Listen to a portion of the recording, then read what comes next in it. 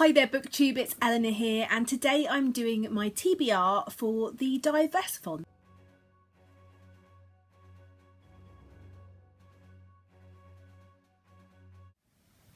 So this round of Diversathon is taking place between the 22nd and 29th of January, and it is being hosted by the wonderful Simon from Savage Reads, Monica from She Might Be Monica, Christina from Christina Marie, and Joss from Squibbles Reads.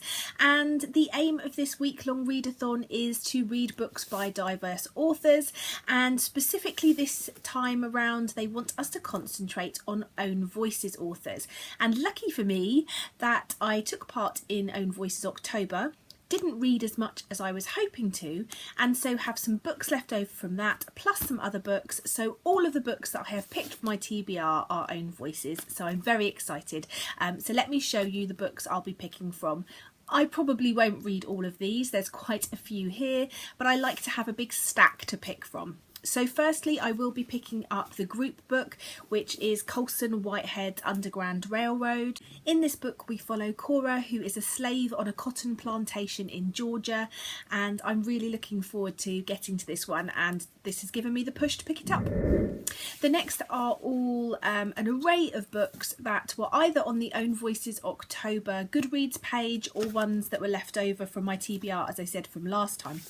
The first one is an ARC copy that I picked up somewhere, but it is My Name is Leon by Kit DeWaal. This one has been doing the rounds, and I have not heard one bad thing about this one. It's about 9-year-old Leon and his baby brother Jake, and it's about how Leon is black and Jake is white, and it's a story about race. Next up is On the Edge of Gone by Corinne Duvis. This story is has a character in it that is autistic, and I'm really interested to read this. Everyone who's read it had said how good it was.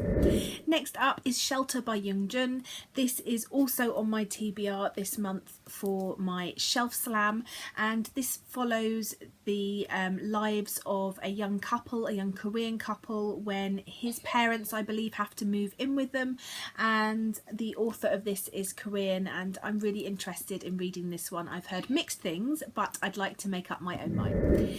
The next book, Juliet Takes a Breath by Gabby Rivera, is about a Puerto Rican lesbian who's just come out to her family.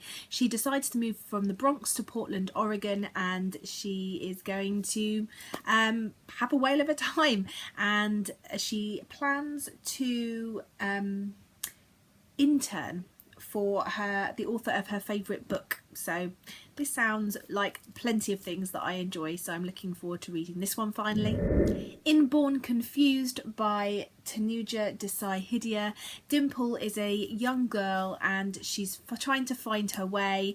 She's dealing with all the things that adolescence brings, and her parents have introduced her to the suitable boy, and he doesn't seem like someone she's interested in. However, she sees him in his natural habitat, and this is the story about that and finding your place. In the story Point by Brandy Colbert, I believe we're following a ballet dancer, and she has a friend that has been returning home after 4 long years with his kidnapper, and this is about their relationship, and it's about Donovan, this kidnapped victim, and Theo, who is the ballet dancer, and I'm intrigued to see how this one goes.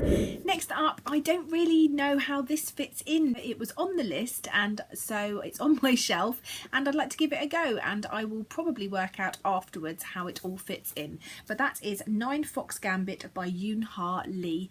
This is a science fiction story, and I'm really intrigued to read it. And then finally is a graphic novel, and that is El Defo by Cece Bell. This just sounds really, really intriguing.